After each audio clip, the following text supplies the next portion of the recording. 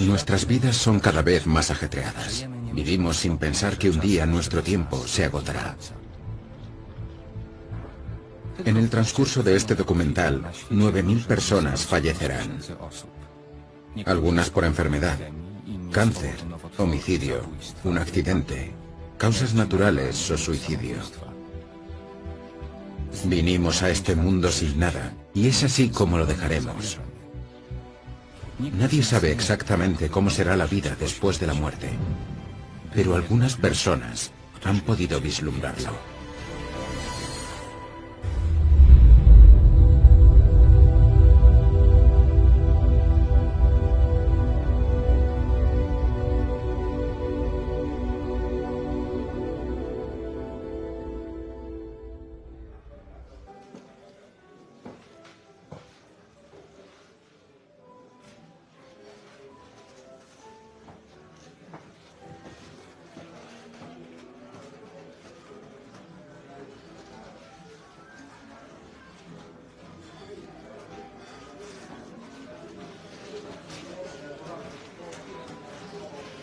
Buenas noches.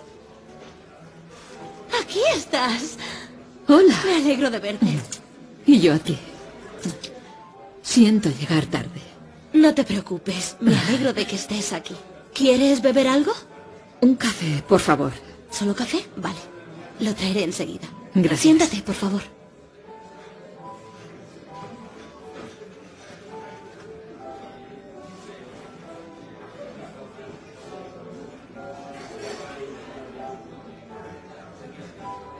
Se lo debo a Nuestra Señora de Cestochowa. Acudí a ella en busca de ayuda. Recé a su retrato utilizando toda mi fe y abriéndole mi corazón. Puse toda mi esperanza para que así mis plegarias fueran escuchadas. Y no me decepcionó. ¿Cómo puede estar tan segura de que fue ella quien la ayudó? ¿Cómo sabe que todo eso de lo que habla no hubiera ocurrido sin sus oraciones? No deseo entrometerme, pero no entiendo cómo se puede esperar una gracia del cielo como el maná, rezando a una pintora. Además, ¿de qué estamos hablando? No creo siquiera que la Virgen María exista. En primer lugar, querida, no le estaba rezando a un cuadro, sino a Dios mismo a través de su madre, la Virgen. Creo que las personas pueden rezar por los demás y así, después de la muerte, no dejan de existir, sino que sus almas cambian de forma.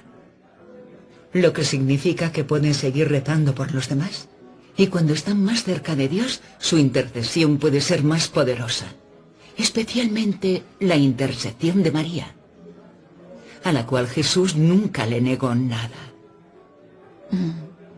¿María, la que concibió al Espíritu Santo? Dios mío. Qué infeliz puede ser una persona cuando no tiene fe. ¿Usted tiene fe? Sí. La tengo. Esa fue la primera vez que escuché esas palabras pronunciadas con tanta convicción, poder y pasión. Aquí está tu café. Lo siento. ¿Fula? Durante años he anhelado decirlas yo misma. ¡Fula!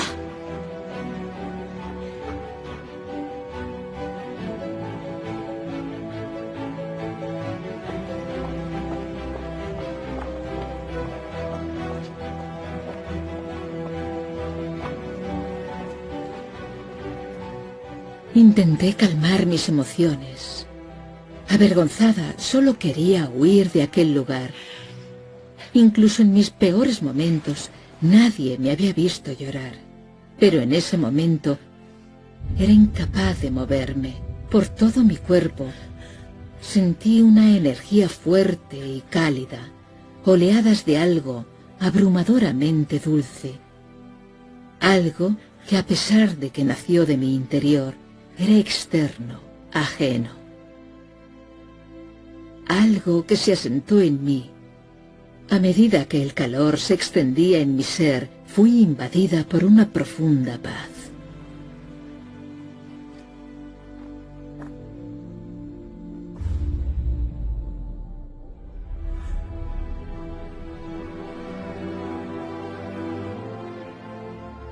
Estefania Fula-Horak nació en Tarnopol, en Ucrania, en 1909. Dotada musical y artísticamente, estudió filosofía. Se graduó en el Conservatorio de Lvov y trabajó como profesora de música. Asistía a salones de líderes políticos y culturales. Se consideraba no creyente, pero en su corazón quería creer en Dios.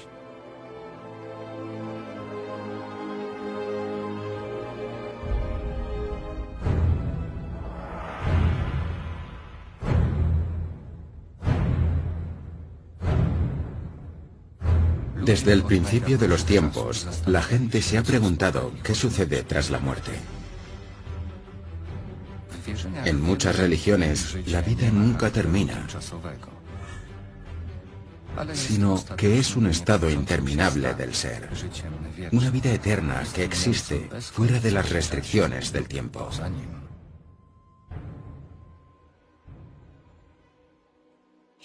Se determina muerte biológica cuando se produce la muerte del tronco cerebral, es decir, el cese de la función del tronco cerebral equivale a la muerte humana, a la muerte del organismo.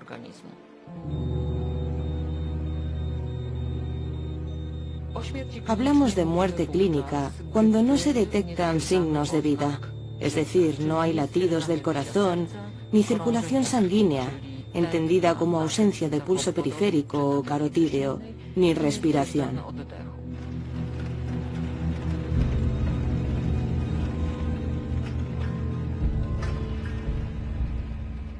Es importante que durante la muerte clínica se mantenga la función bioeléctrica del cerebro. El paciente está inconsciente, no se da cuenta, pero con una reanimación adecuada puede recuperar tanto la conciencia como el conocimiento, es decir, puede volver a la vida.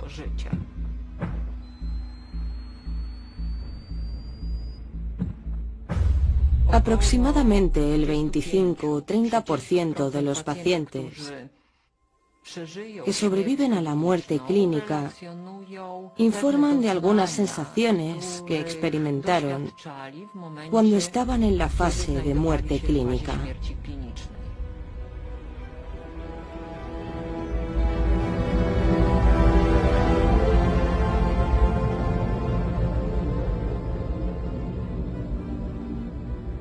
La investigación en el ámbito de las experiencias cercanas a la muerte es muy popular y de alguna manera indica que el alma humana es inmortal, superando así la competencia de la ciencia y dando cabida a consideraciones teológicas. ¿Por qué? Resulta que la cognición varía entre las personas y la cognición puede ser tanto natural como supernatural.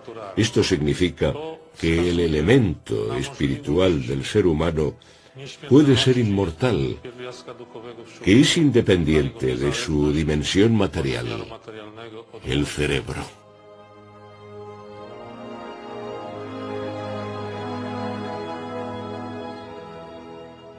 Por otro lado, se crean generalizaciones incorrectas, especulaciones falsas, que afirman que la vida después de la muerte es natural, una mera extensión de la vida humana. Este punto de vista es peligroso ya que suprime la salvación, eliminando el tema de la elección entre el bien y el mal, entre Dios y Satanás, entre el cielo y el infierno.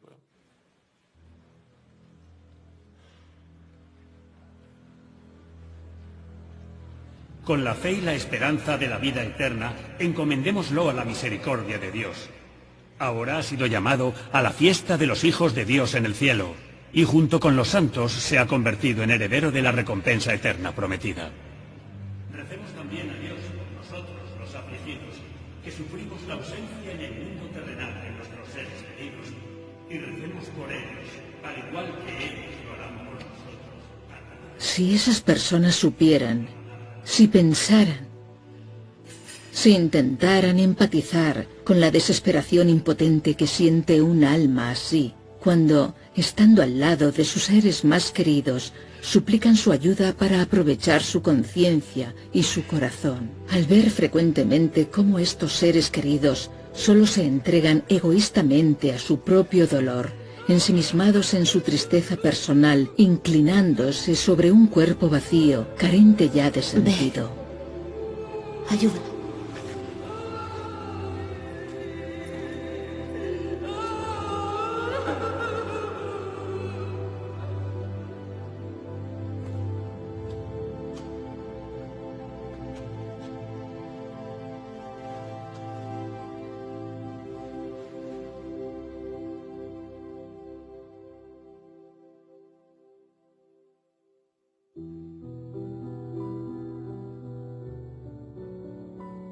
Es por esa razón por la que un alma, privada de la oración de sus seres queridos, la busca entre desconocidos.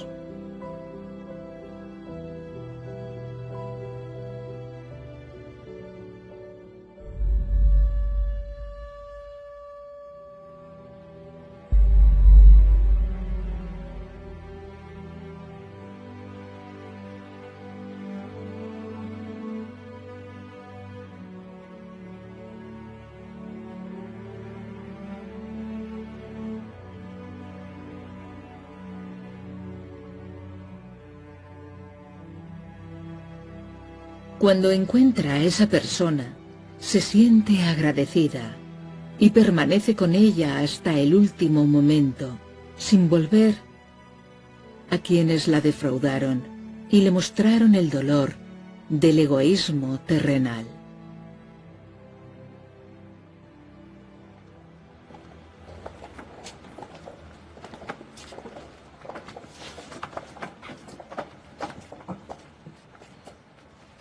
La familia se desespera por su propia desesperación y los parientes y conocidos, en procesión, siguen con letargo e indiferencia el coche fúnebre, pero nadie se detiene y piensa en rezar. Nadie quiere el silencio, ni siquiera el acto de ir al cementerio para ofrecerlo conscientemente por esa alma errante, que a menudo, entre ellos, se siente perdida y aterrorizada.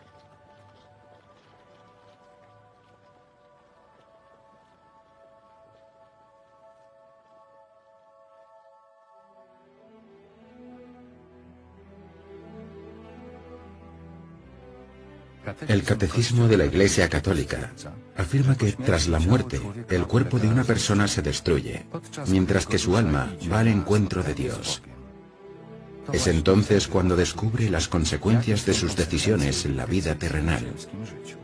Se encuentra en lo que se conoce como el juicio final.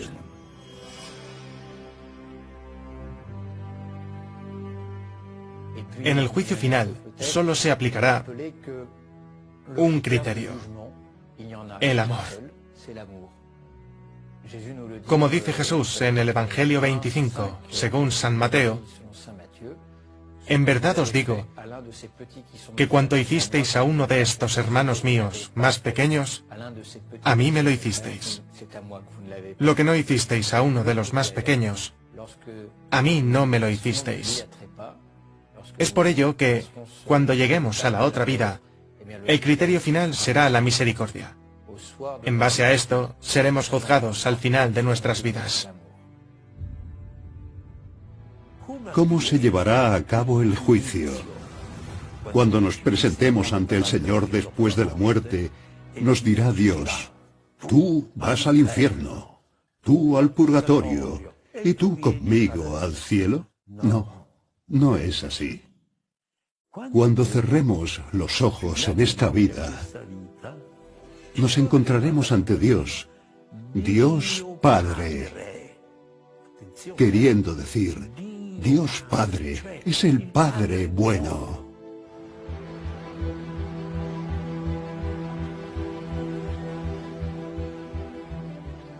La salvación es para todos.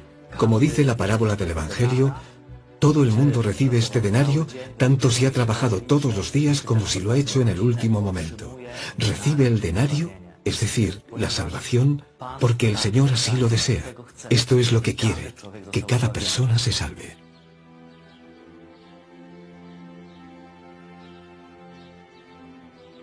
Inmediatamente después de la muerte, el alma se presenta ante el tribunal de la más alta justicia, porque la hasta entonces inagotable misericordia de Dios ha llegado a su fin. Quien transgrede el límite de la vida se encuentra solo ante su justicia y espera el justo veredicto. Dios es un buen Padre, y cuando estemos ante Él, veremos a Dios cara a cara, con los brazos abiertos. Y seremos nosotros los que diremos: no, Padre, por favor, no puedo acercarme. No puedo ir. Mi ropa está sucia. ¿Cómo voy a presentarme así ante todos los santos y los ángeles? Mis ropas están sucias. Voy a cambiarme. Iré al purgatorio, me ducharé, me vestiré bien, y luego vendré y estaré contigo para siempre. Eso es el purgatorio.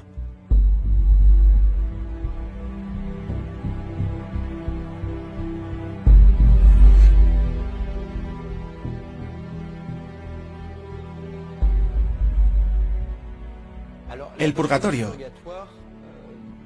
es un elemento de la fe, aunque la propia palabra purgatorio se adoptó en la doctrina de la Iglesia a finales del siglo XV, en el Concilio de Florencia.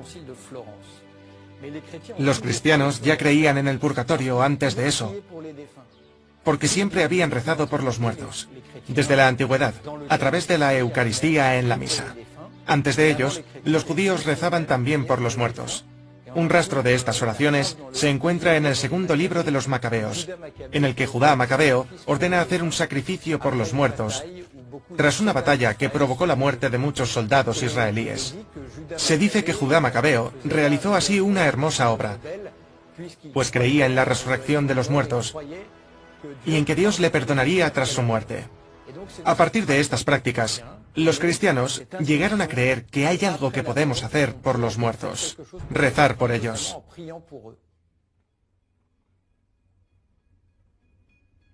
Dios, si existes, muéstrame la luz. Saludos.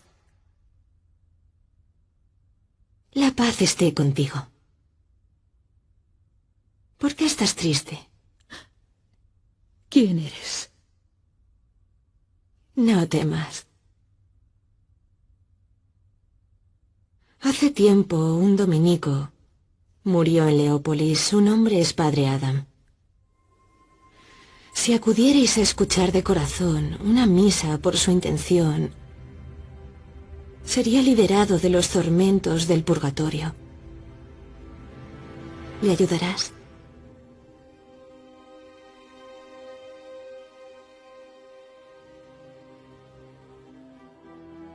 Esta misteriosa monja, que en muchas ocasiones visitó Fula Horak, es Santa Magdalena Sofía Barat, la cual fundó la Sociedad del Sagrado Corazón. Murió en 1865, unos 45 años antes de que naciera Fula. La monja fue considerada por muchos como una de las más grandes místicas de la Iglesia Católica. Ayudó a Fula a acercarse al ideal cristiano. Le pidió que rezara también por las almas del purgatorio, los necesitados de la intercesión de los de la tierra. Las almas del purgatorio que salen de ahí con el permiso de Dios aparecen para transmitir ciertos misterios, por ejemplo, lo que nos sucede después de la muerte.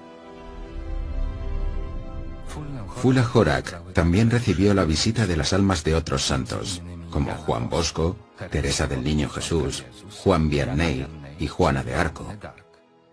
También acudió a ella la beata Catalina Emmerich. Los visitantes, a los que ella llamaba sus ángeles guardianes, le transmitieron profundos conocimientos sobre el cielo, el infierno y el purgatorio. Escribió sobre ello en su libro La vida después de la muerte.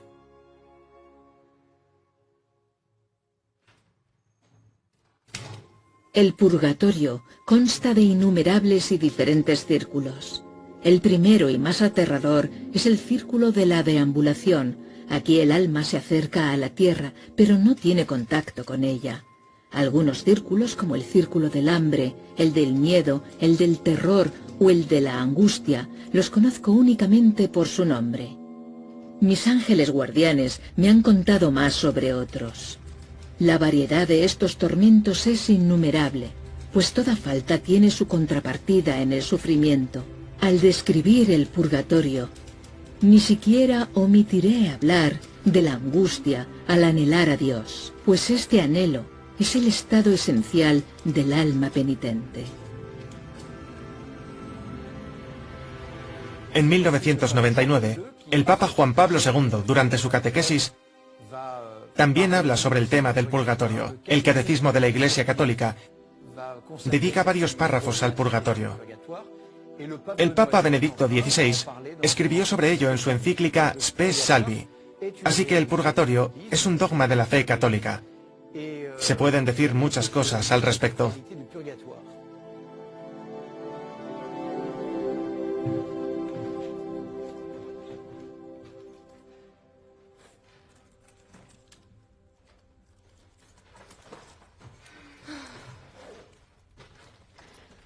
Cariño, tenemos que ir a hacer la compra. Ya terminó. Pero pensé que íbamos a visitar la tumba de mi padre. Lo sé. Es el aniversario de su muerte. No recuerdo la última vez que fuimos. Lo sé, lo sé, lo sé. Sé que lo querías mucho. Pero ya está muerto y para él no importa que vayamos o no hoy a su tumba. Y además, esta noche viene Ana con su nueva pareja. Ya que es supuestamente muy rico. ¿Qué tiene eso que ver? Bueno, Jack trabaja en la industria farmacéutica. Así que estoy segura de que tendréis temas en común.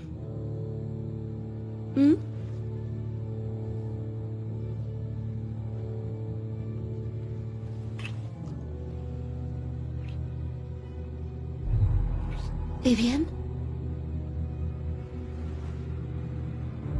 Me has convencido. Como siempre. Pero... ¿Y qué? Vamos.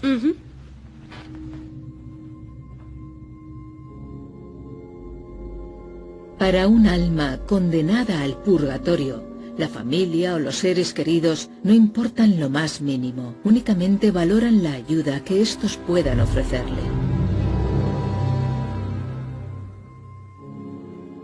Y la única forma de ayuda, el único acto de amor que desean y esperan de las personas, en el nombre del es Padre, la del Hijo y oración. del Espíritu Santo. Padre nuestro, que estás en el cielo, santificado sea tu nombre. Venga a nosotros tu reino, hágase tu voluntad tanto en la tierra.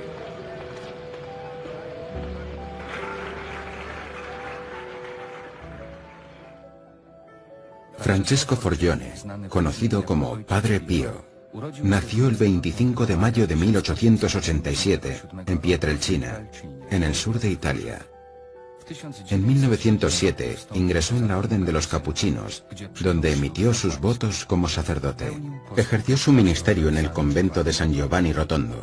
Fue uno de los mayores místicos del siglo XX.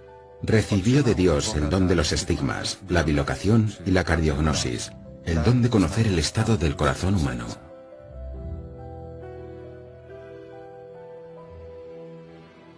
La familia en la que nació el Padre Pío era una familia de campesinos, simples trabajadores. No era una familia rica.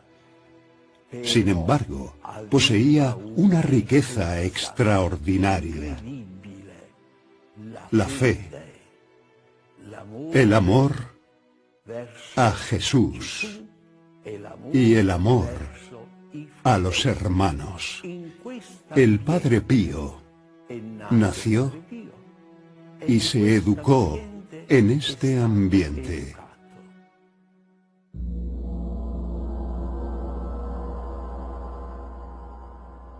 El Padre Pío estaba arrodillado, contemplando el crucifijo. En un momento dado, del crucifijo salieron unos rayos que golpearon al Padre Pío, e inmediatamente se desmayó.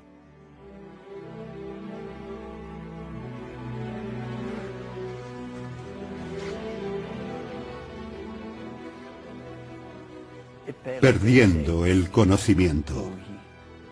Después pasa un tiempo, se levanta y vio que sus manos y pies estaban sangrando. Así que intenta levantarse para volver a la habitación, pero no lo consigue. Así que, a gatas, se arrastra por el suelo hasta la habitación donde él dormía, la número 5. Los estigmas del Padre Pío, que llevó durante 50 años en su carne, con gran dolor, agonía, sufrimiento físico y moral, están vinculados al sacrificio que el Padre Pío hizo por la conversión de los pecadores y por la salvación de las almas del purgatorio.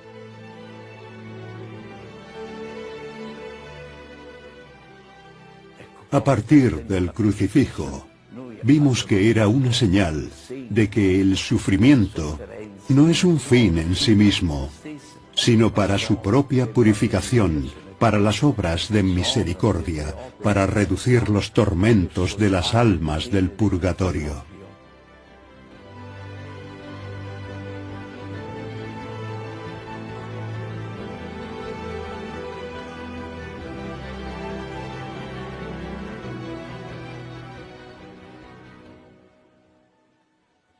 En el purgatorio se experimentan al mismo tiempo una inmensa alegría y un inmenso sufrimiento. La alegría de la salvación, de ser abrazado en la gloria y el amor. La alegría de que ya no hay pecado. Las huellas del mal, del egoísmo, del orgullo han desaparecido. Y al mismo tiempo, el inmenso sufrimiento que provoca la espera, el anhelo. En el purgatorio, el alma sabe que se ha salvado, que verá el rostro de Dios, que probará esa felicidad inaudita, aunque todavía no.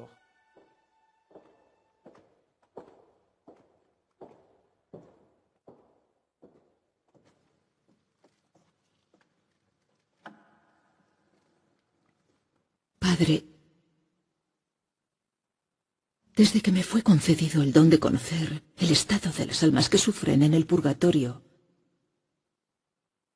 no he podido encontrar la paz. ¿Has vuelto a tener una experiencia sobrenatural? Sí.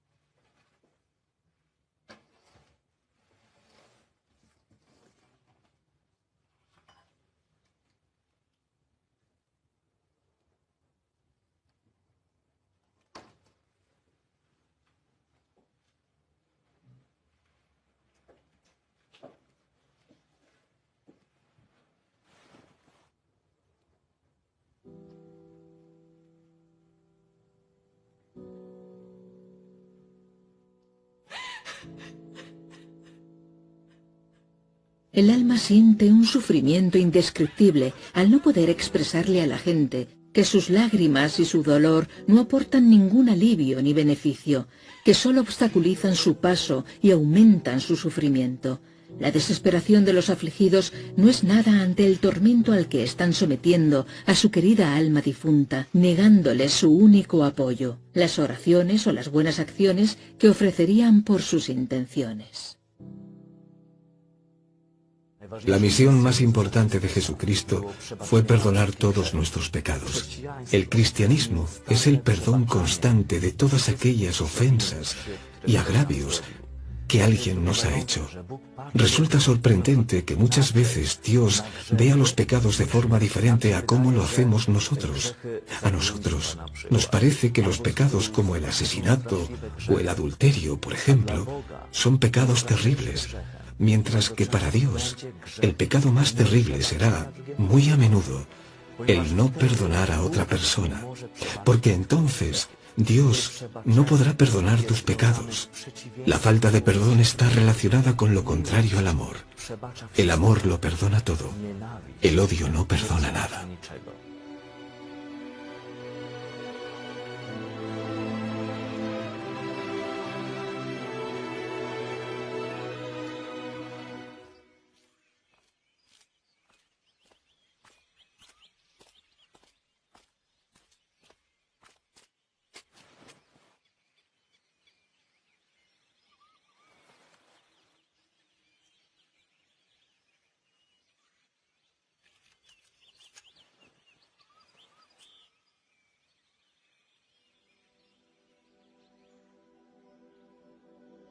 Nada pesa más al alma del purgatorio que el dolor o el odio de los que quedan en la tierra, en contraste con el beneficio mutuo de ofrecer oraciones por los difuntos. El odio resulta perjudicial tanto para los muertos como para los vivos.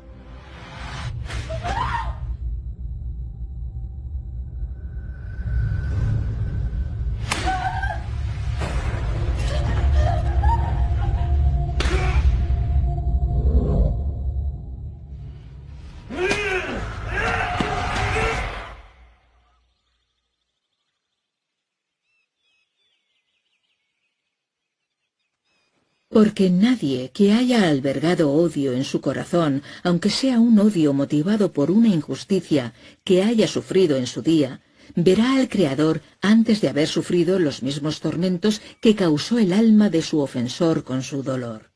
Perdonar a los muertos por amor a Dios y al prójimo supone un inmenso alivio para el alma que sufre y al mismo tiempo proporciona gracia a los vivos. Hay que perdonar todo durante la vida para que se nos perdone todo después de la muerte.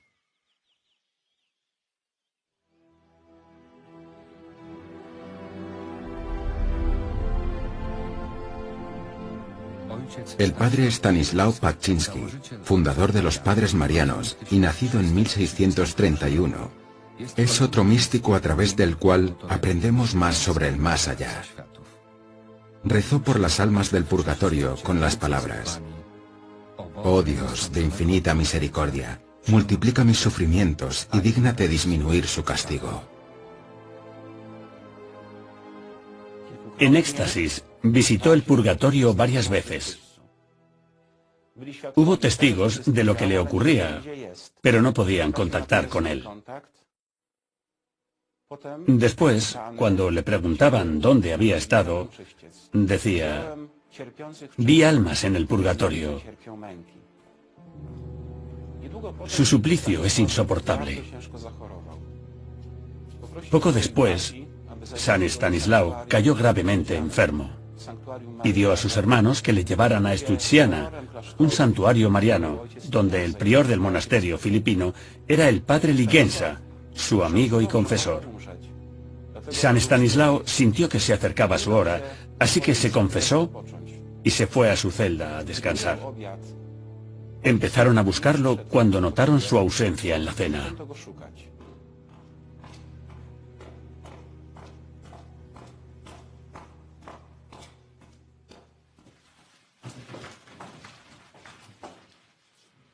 Padre.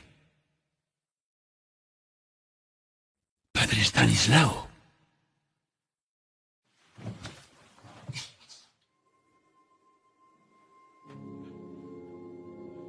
Lo encontraron en su celda.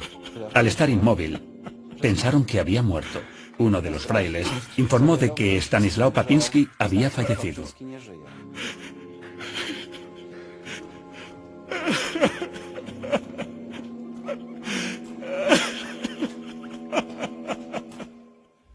Sin embargo, se trató de otro éxtasis durante el cual San Estanislao visitó el purgatorio. Allí se encontró con la Santísima Virgen María, quien rogó a Dios Padre que el padre Paczynski volviera a la vida.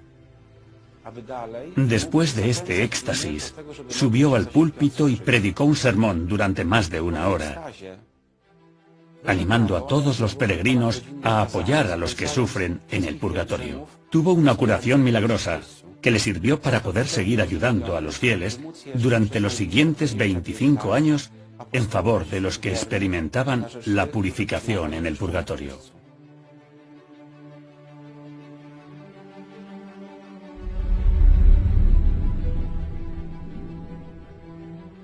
Fundó la Orden de los Padres Marianos de la Inmaculada Concepción de la Santísima Virgen María.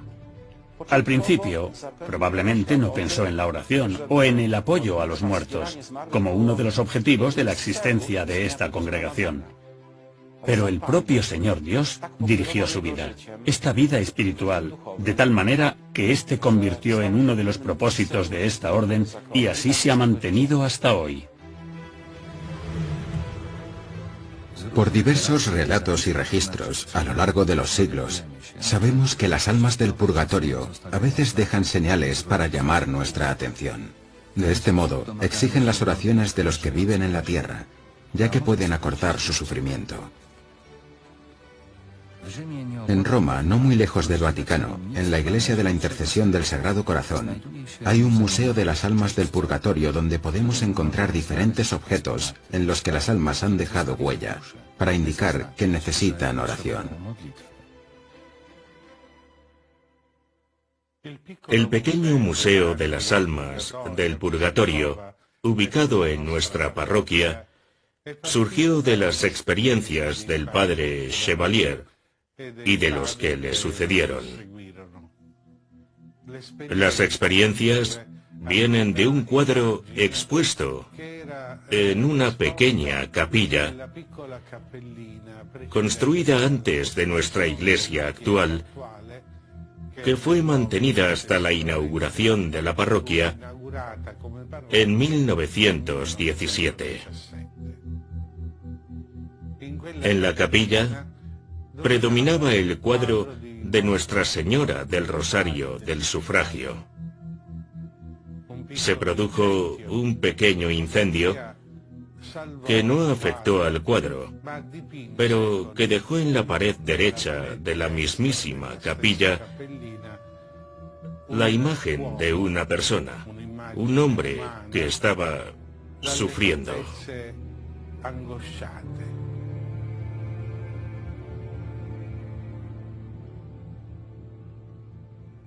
Los padres de la época lo vieron como la petición de una misa de difuntos, de un alma en pena de la que nunca se supo el nombre. Luego celebraron muchas misas, incluyendo la misa gregoriana. Y la misma cara, aún visible en una pared de la iglesia actual, empezó a serenarse, como si quisiera decir que las oraciones de la misa tuvieron el efecto deseado.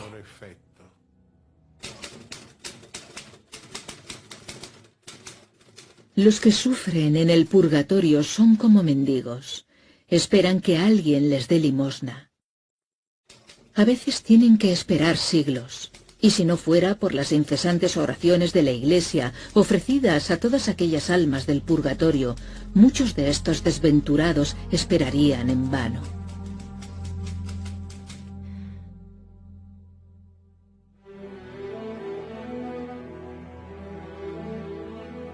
Otra señal que podemos identificar con precisión es que la iglesia se construye en la otra orilla del Tíber, en una zona designada, según la ley romana, de las 10 tablas, como lugar de enterramiento.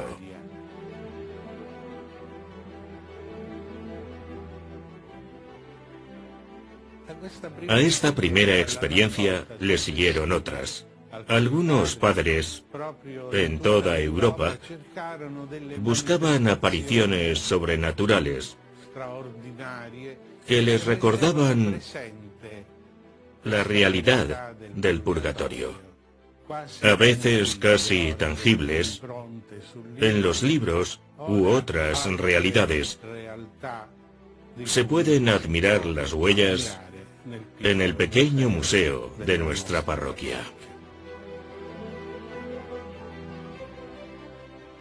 No se trata de una prueba de la existencia del purgatorio, sino de signos proyectados desde el más allá a los seres queridos, para que recuerden su deber de rezar por los muertos, un favor que les ayudará en la situación de purificación que atraviesan.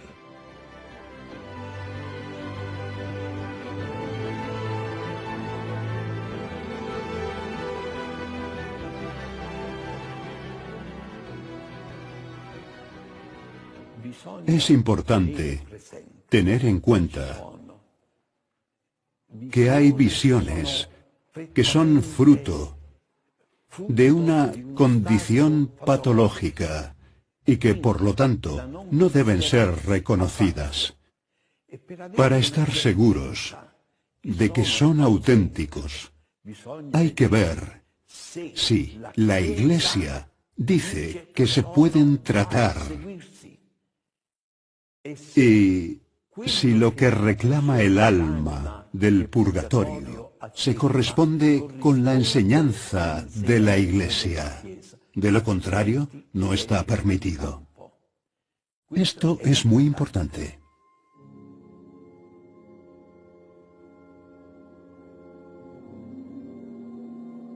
A las almas de ciertos círculos del purgatorio a veces se les permite, con el permiso de Dios, presenciar los sueños de las personas o aparecerse ante ellas. Esta es la única forma en la que pueden pedir ayuda. Pero la gente suele ignorar esos sueños y siente tanto temor a estas desafortunadas apariciones que rara vez piensan en rezar por ellas u ofrecer una misa o una buena acción en nombre de su voluntad. No se dan cuenta de que es una señal del más allá que solo ocurre por la voluntad de Dios y por lo tanto no debería ser despreciada. Muchos santos y místicos han experimentado los secretos transmitidos desde este mismo lugar, llamado purgatorio, que no es solo un espacio, sino también un lugar de purificación tras la muerte. Un lugar que también es una escuela de amor a la que entran aquellos que han amado a Dios de forma imperfecta, que han amado a otros seres humanos de forma imperfecta, y sin embargo, desean quedarse junto a Dios para toda la eternidad. En otras palabras, el purgatorio comienza en ellos, en su purificación, y lo más sorprendente es que la mayor fuerza es aquella a la que las almas del purgatorio llaman fuego purificador. El anhelo de Dios. Sor Faustina Kowalska fue una de las más grandes místicas de la historia de la Iglesia, elegida por Dios para recordar al mundo su gran misericordia. También se encontró con almas que le pidieron que rezara, y además tenía una visión más precisa del más allá. Sor Faustina nos lo confirma y nos dice que el purgatorio es un lugar en el que el alma sufre, no porque haya fuego, sino porque no puede reunirse con su ser querido. A la pregunta de Sor Faustina, ¿por qué el purgatorio?, Jesús respondió: mi misericordia no lo quiere, pero la justicia lo ordena. Algunas personas creen que si se hace una buena confesión, entrarán inmediatamente al reino de los cielos tras la muerte. Sin embargo, se equivocan. El purgatorio es un lugar no solo de purificación, sino también de maduración para aquellos que durante su vida, por descuido o por desprecio a la luz interior, no se han cultivado su crecimiento espiritual. Muy pocas almas evitarán el purgatorio, aunque todas podrían evitarlo, si las personas fueran conscientes de que cada pecado, incluso el más pequeño, cuenta, y que deben ser expiados aquí o en el más allá.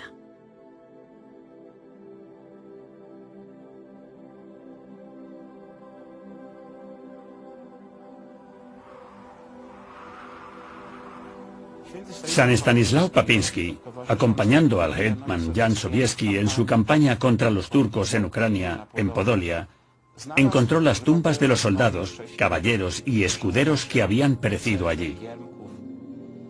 En aquel lugar, tuvo una visión de estos soldados que le rogaban que rezara por ellos, porque necesitaban ayuda. Es probable que estas personas, aunque habían servido a su patria, dando la vida por ella, como resultado de albergar algún sentimiento de enemistad, de venganza o de ira contra el enemigo en sus corazones, no estuvieran preparadas para entrar en el cielo, por lo que tuvieron que hacer penitencia en el purgatorio.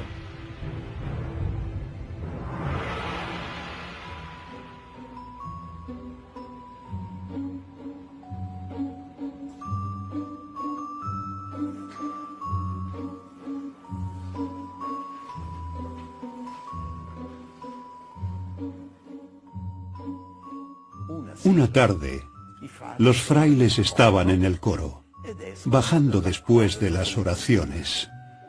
El pasillo era largo y no tenía luz.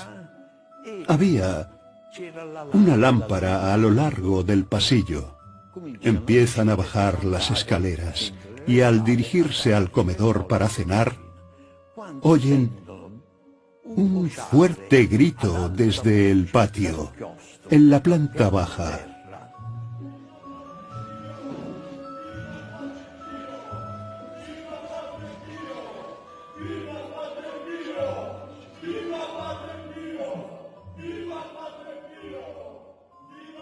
Todos miran a su alrededor y el superior le dijo al portero: ¿Has cerrado la puerta? Sí, lo he hecho, respondió. ¿Cómo ha entrado toda esta gente aquí? Ve a revisar rápido. El portero bajó. No había nadie en el patio. La puerta estaba cerrada, incluso.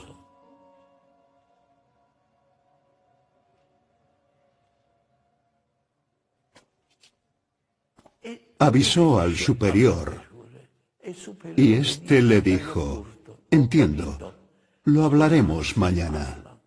A la mañana siguiente, invitó al Padre Pío y le preguntó: ¿qué fue esa multitud de anoche? San Pío simplemente respondió: eran los soldados volviendo de la guerra. Murieron ahí. Me pidieron una oración y una misa para que cesara su suplicio en el purgatorio. Recé por ellos y vinieron a darme las gracias. Querían agradecérmelo.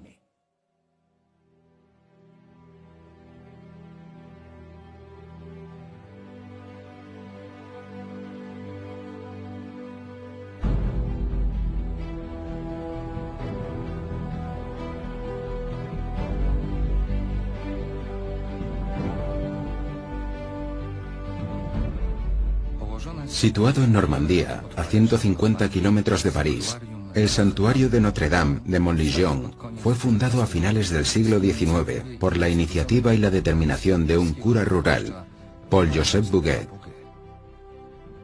Pronto se convirtió en un centro mundial de oración por las almas del purgatorio. Cada año es visitado por miles de peregrinos que ofrecen a sus seres queridos oración y esperanza. Los peregrinos reciben orientación espiritual y consuelo de los sacerdotes de la comunidad de San Martín. Reciben ayuda de las hermanas de la comunidad Nueva Alianza. Los fieles acuden a nosotros en busca de esperanza. Preguntan dónde están sus muertos. Y a decir verdad, no es algo que les concierne. Es un asunto entre el difunto y Dios nuestro Señor. Sin embargo, pueden rezar por sus seres queridos, confiarlos a Dios. Así habrá esperanza para todos. No sabemos dónde está Adolf Hitler. Puede haber ido directamente al infierno, pero incluso para él hay esperanza.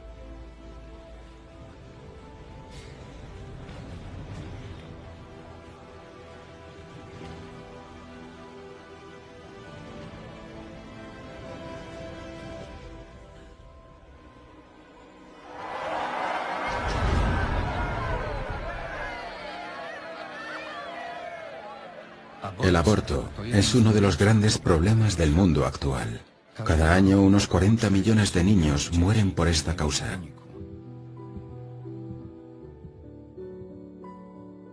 Muy a menudo, las madres no pueden sobrellevar el trauma de haber matado a su propio hijo durante el resto de su vida.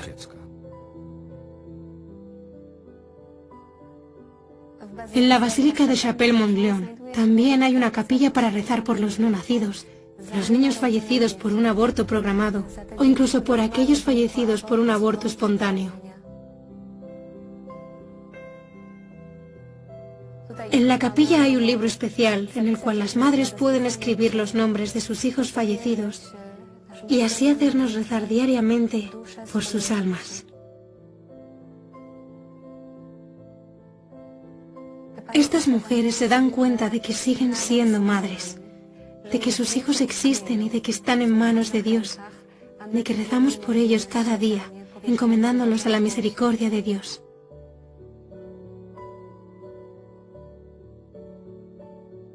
El Catecismo de la Iglesia Católica nos anima a rezar por las almas de los más pequeños, por los niños sometidos a un aborto o los fallecidos a través de un aborto espontáneo.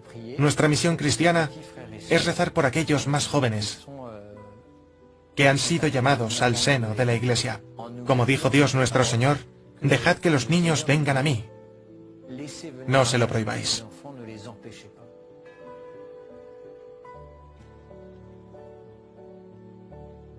Esta oración por los niños sirve como una reconciliación que las mujeres pueden experimentar.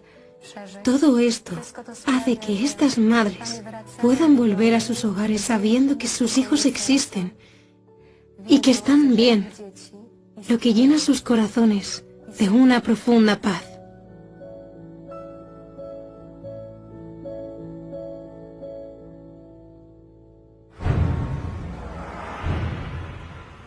El mundo actual está dominado por un impulso hacia el consumismo, el cual se ha convertido en un factor determinante de la llamada calidad de vida.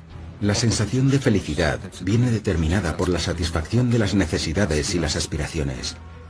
Nos centramos en adquirir cosas a menudo innecesarias y nos olvidamos de las relaciones.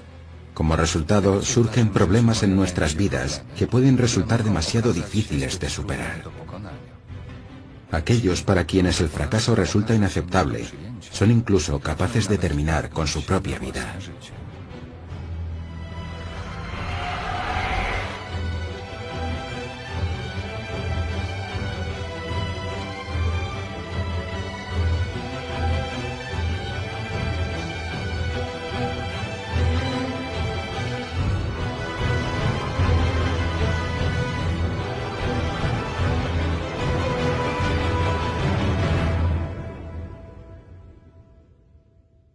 El suicidio es un tema doloroso y delicado. Muchos de nuestros peregrinos tienen seres queridos que han intentado suicidarse. A nosotros no nos corresponde decir a dónde van los muertos, incluidos los que se suicidan. Eso lo decidirá nuestro Señor y su misericordia.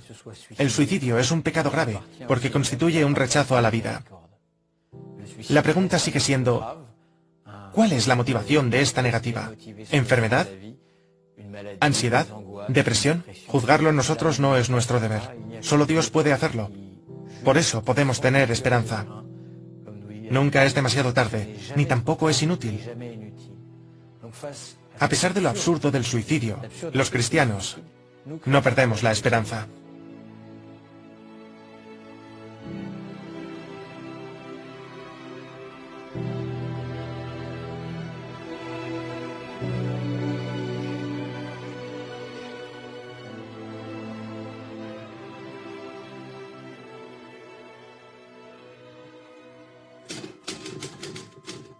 Si la persona que comete suicidio lo hace en un estado de angustia o de agonía y por lo tanto no es plenamente consciente de la responsabilidad de sus actos, Dios, en su infinita equidad y perfecta justicia, no condenará su alma.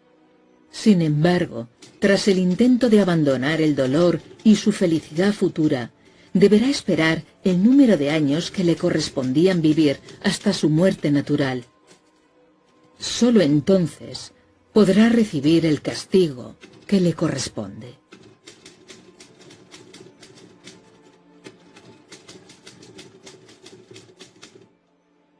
El purgatorio no es solo un espacio, sino también un lugar donde las almas se purifican de los efectos y consecuencias de los pecados que no han sido arrepentidos ni redimidos, los cuales les impiden unirse a Dios, que es 1000 veces santo. Cuando pensamos en el purgatorio, inmediatamente nos vienen a la mente las llamas, algún tipo de horror, la miseria, el llanto, las lágrimas.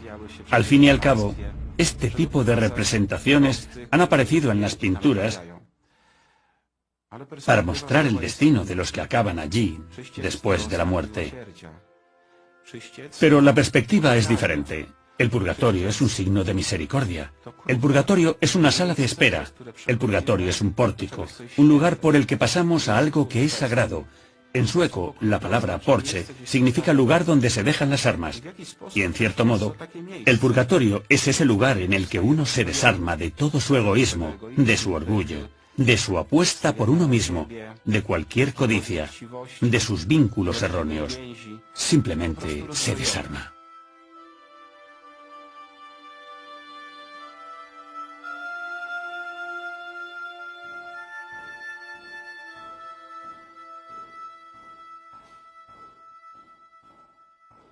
El Padre Pío estaba rezando allí. En un momento dado, se hizo tarde y se levantó, pero al acercarse al enrejado del coro, oye ruidos entre los candelabros del altar mayor que está abajo.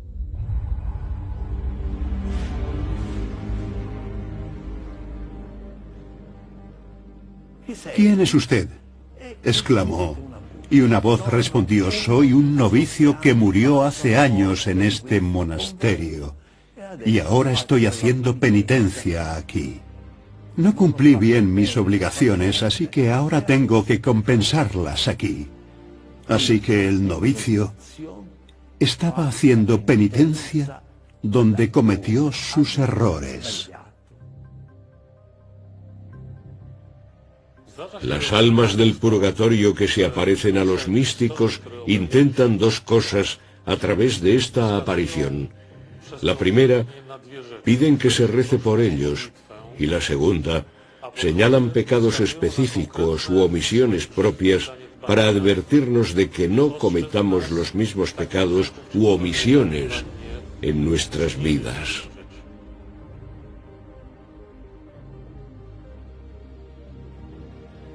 Las almas del purgatorio hablan de un juicio detallado, momento a momento, segundo a segundo, hora a hora.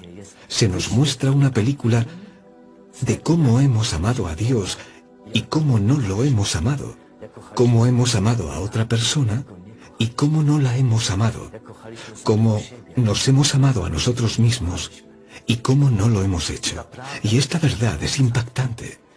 Esta verdad es tan impactante que muchas personas son incapaces de soportar esta verdad y eligen estar lo más lejos posible de Dios. Se alejan en la mayor oscuridad y hacen su propia elección.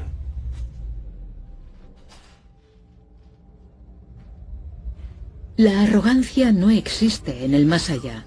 Nadie puede o quiere fingir ser alguien que no es. Nadie puede o quiere utilizar el engaño o la deshonestidad. No hay favores ni excepciones. Todo es tal y como es. Cada alma ve claramente el grado de su propia perfección y lo ve a la luz de la verdad, que no puede ser confundida, apartada, evitada o engañada. Lo que el hombre debe temer, como dice San Francisco, es la muerte segunda. La segunda muerte en los pecados mortales. El hombre puede morir mientras está vivo. Muere cuando no ama, cuando odia, cuando hace el mal, cuando escucha las palabras satánicas en su cuerpo y las asimila, las vive. Ante las almas condenadas que dicen: no quiero ir al cielo contigo, Dios llora. ¿Por qué este hijo mío no me quiere? También el infierno está dividido en diferentes e innumerables círculos. Cuanto más bajo es el círculo, más terribles y severos son los tormentos. El alma condenada conoce toda la grandeza, el poder y la belleza de Dios, y al mismo tiempo es consciente de que nunca estará a su lado. Sabe que su sufrimiento es eterno y que nada podrá calmarlo o aliviarlo. Será consumido por un fuego inextinguible de deseo y anhelo hacia una felicidad que nunca estará en su destino. Este fuego devorará y absorberá el alma condenada, pero nunca la consumirá o destruirá. El infierno es la decisión final. El alma decide que ya no quiere tener nada que ver con Dios. Es el resultado de ver toda la vida en la verdad de Dios y no soportar la verdad de la propia pecaminosidad. Así que los que corren más riesgo de ir al infierno son los que rechazan la confesión, los que afirman que no tienen pecados que confesar, los que no viven la misericordia de Dios. La misericordia de Dios solo se vive cuando uno reconoce la verdad de su pecaminosidad. Solo entonces pide el rescate, pide el perdón de los pecados. Si alguien no ve sus pecados, no podrá recibir la misericordia de Dios. El alma condenada comprende con plenitud su propia pérdida y posee plena conciencia de la justicia del castigo que ha de cumplir. No puede amar a Dios aunque conoce su poder y perfección. No puede sentir ni remordimiento ni arrepentimiento, ya que estos sentimientos causarían alivio a su alma, como si después de todo pudiera compensar a Dios y pudiera pagar una deuda para recibir su amor. Pero solo podrá albergar sentimientos negativos, desesperación, dolor, impotencia, abandono y sobre todo un odio constante, agotador e ilimitado hacia sí misma y hacia todo. Quien haya rechazado conscientemente a Dios durante su vida será rechazado por Él después de la muerte. Su alma irá a las tinieblas de afuera y allí será el llanto y crujir de dientes. De aquel lugar no habrá liberación ni retorno.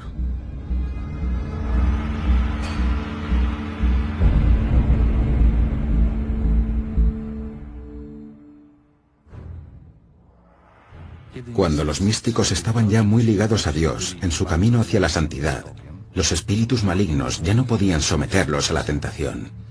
Hubo momentos en los que en su desesperación ejercieron la violencia física contra ellos.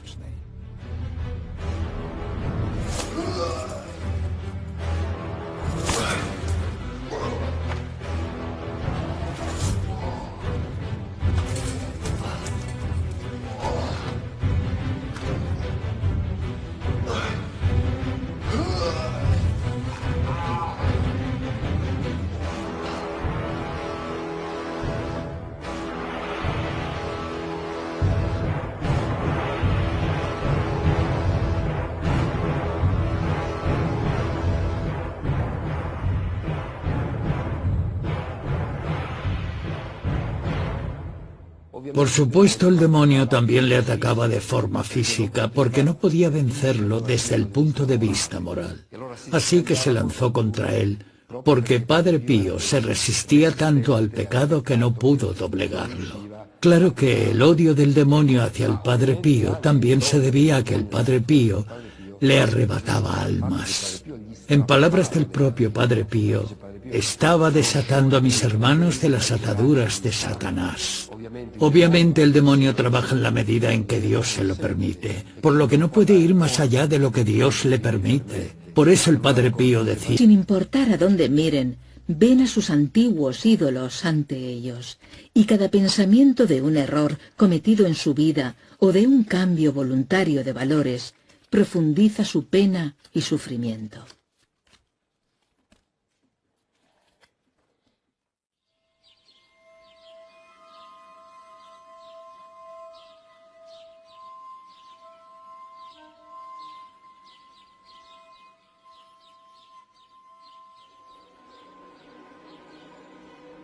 He vivido situaciones en las que me han invitado a casas supuestamente embrujadas.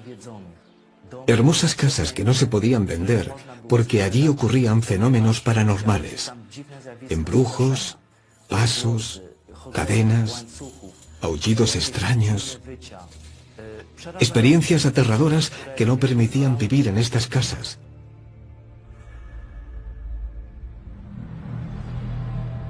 Lo primero que se percibe es la historia de la casa. Cuando hay cuestiones demoníacas, alguien ha estado involucrado en el pecado del ocultismo. Por ejemplo, invocando espíritus, tratando con magia. En ocasiones, en estos espacios pueden habitar espíritus malignos. Es como el territorio de los espíritus malignos que entran en este lugar para afectar a los que viven en la casa.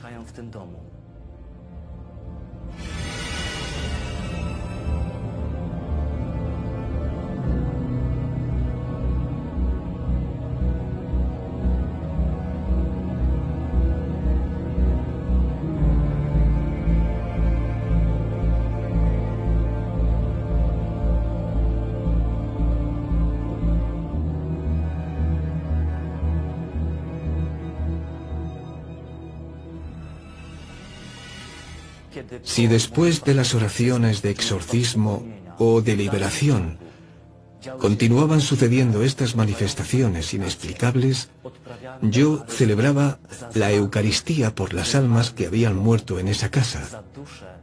Personas que tal vez tenían graves pecados o que quizá necesitaban una gran ayuda en la oración.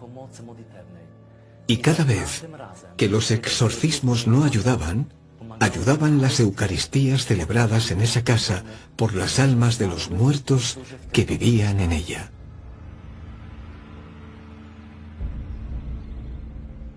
Es posible que se trate de almas purgatorias que, con el permiso de Dios, acuden a este lugar para arrepentirse allí y al mismo tiempo para advertir a los demás de sus pecados, de modo que la gente asocia este lugar con los pecados de esta alma. Santo Tomás justifica teológicamente esta posibilidad. El alma puede hacer penitencia no solo en el purgatorio, que por cierto es más un estado que un lugar, sino en cualquier lugar de la tierra.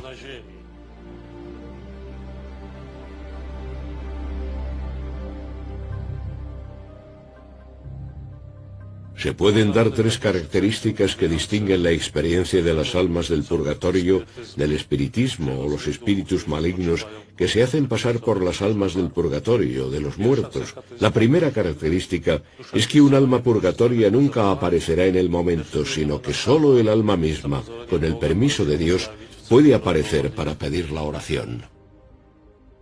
La segunda es que las almas purgatorias nunca revelarán secretos complejos del más allá, información secreta como los espíritus del espiritismo. La tercera es que un alma purgatoria nunca asustará. No es lo mismo que un poltergeist. No evocará fenómenos paranormales extraordinarios. Será un espíritu tranquilo. La experiencia de esta alma, en un sentido emocional, será positiva, no negativa.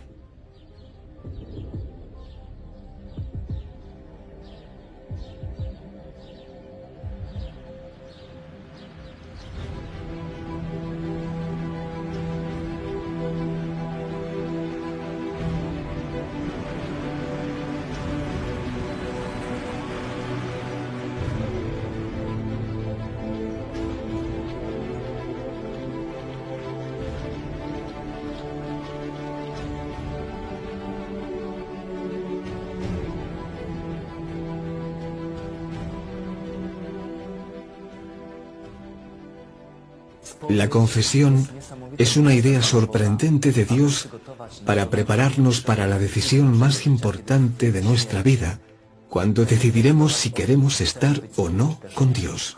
La clave es el arrepentimiento. Si confieso mis pecados, si me arrepiento de ellos, recibo el don de la misericordia de Dios.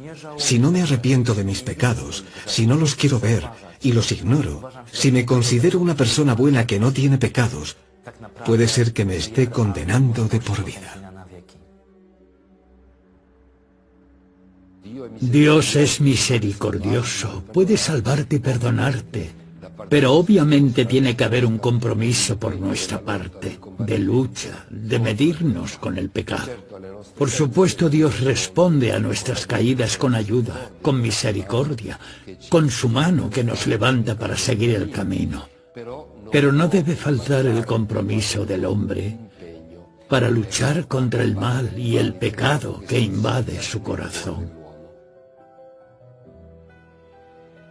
El Padre Pío fue llamado el mártir del confesionario, ya que podía pasar hasta 12 horas al día en él. Podía leer los secretos del corazón de las personas, incluso recordar a los penitentes los pecados que habían olvidado u ocultado. Se calcula que durante medio siglo confesó a cientos de miles de personas que acudían a él de todas las partes del mundo. Hablamos de esto y aquello, y en un momento dado, el Padre Pío hace un gesto que me deja perplejo. Repetiré el gesto. Padre Pío clavó sus ojos exasperados en mí, así, y no volvió a hablar, y no volvió a moverse.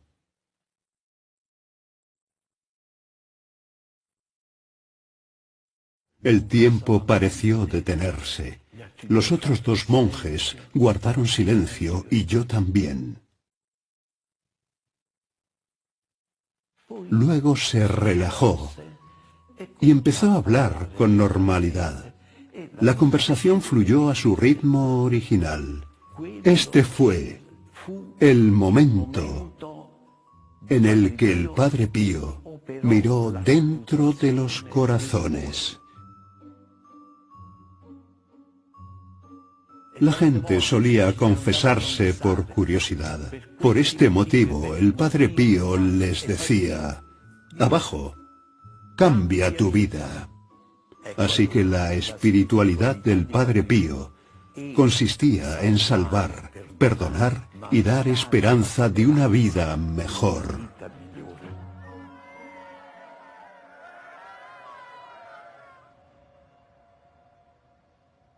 Hay un dicho que dice que basta con ser buena persona para ir al cielo.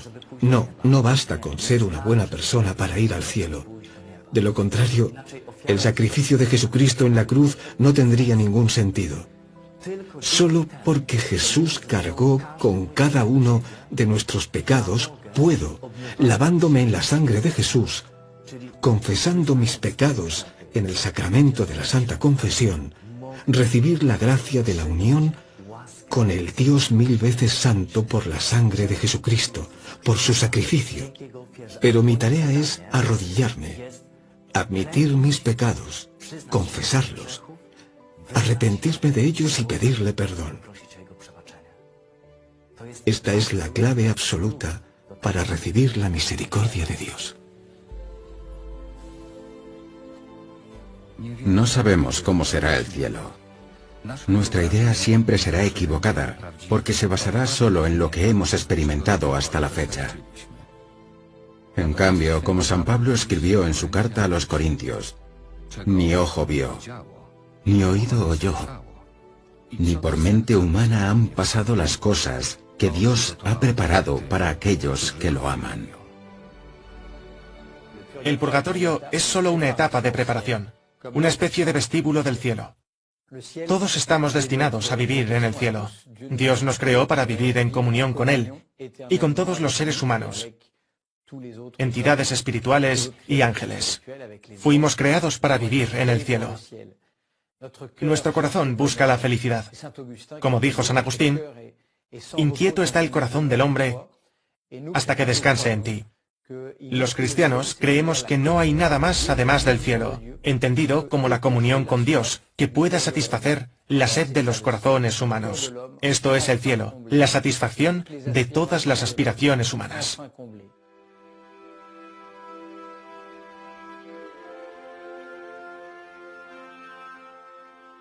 Porque en el paraíso, y yo diría también, especialmente en el purgatorio, no hay ni reloj, ni calendario. Solo existe la vida en Dios, la eternidad, una continuidad de alegría y serenidad. Al amar a Dios y al prójimo, presagiamos nuestra existencia en el cielo.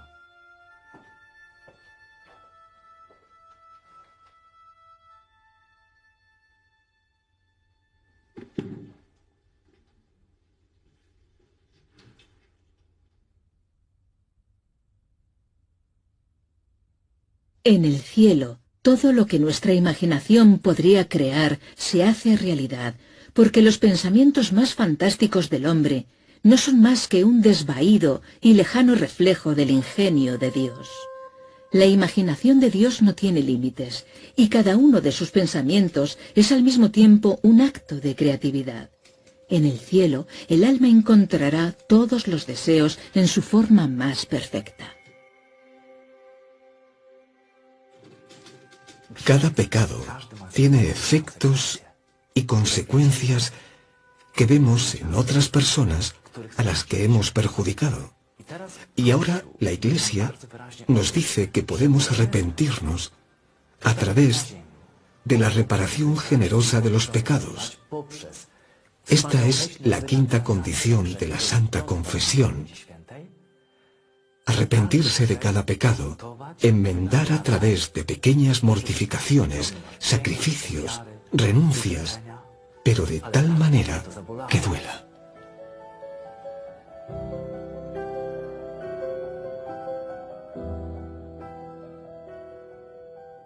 El sufrimiento moral o físico aceptado durante la vida, la sumisión humilde y confiada a la voluntad de Dios, es la forma más noble de penitencia por quebrantar sus leyes y la manera más fácil de obtener la felicidad tras la muerte.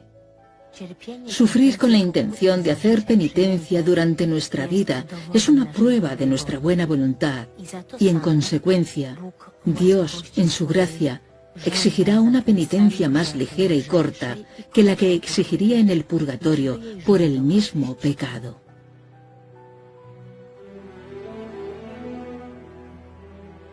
Los místicos dicen que el menor de los sufrimientos en el purgatorio supera al mayor e inimaginable desde nuestro punto de vista en la tierra. Nuestra misión es ir al cielo. El purgatorio es una oportunidad para nosotros. Sin embargo, desear ir al purgatorio es desear un gran sufrimiento. Y puede ser mejor desear ese sufrimiento en la tierra, vivir el purgatorio en la tierra, con el fin de ir al cielo desde aquí.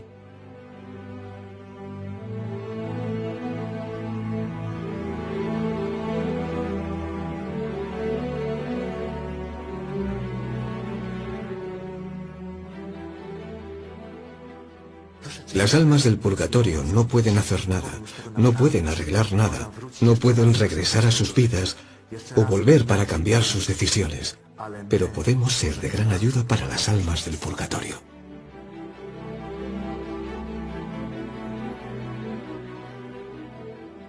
Este sacrificio de almas puede ser ayudado por la oración, la caridad y el sufrimiento. Por tanto, la oración, la caridad, el amor al prójimo y el sufrimiento. Los sufrimientos que caen en nosotros a pesar de nuestra voluntad, como el calor, el frío, el dolor de muelas, el dolor de cabeza, las desavenencias familiares, son todas formas de sufrimiento. Perdemos estos dones del sufrimiento. Tratamos de destruirlos de inmediato, de escapar de ellos siempre que podemos. Pero incluso estos momentos en los que sufrimos, ofrezcámoslos al Señor por las almas del purgatorio.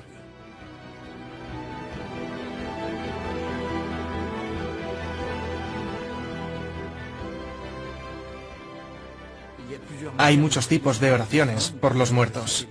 Rezar el rosario, las buenas acciones. Cada oración ayuda a los difuntos, pero la más hermosa de todas es la misa.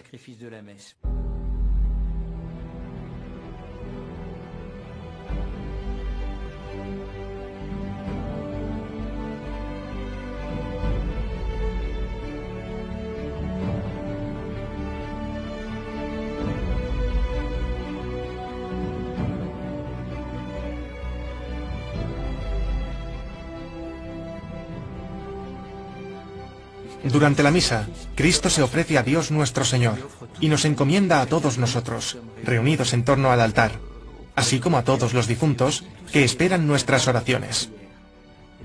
Por eso, la oración más importante y hermosa es la que tiene la forma del sacrificio de Cristo en la cruz, que experimentamos cada día en el sacramento de la Eucaristía.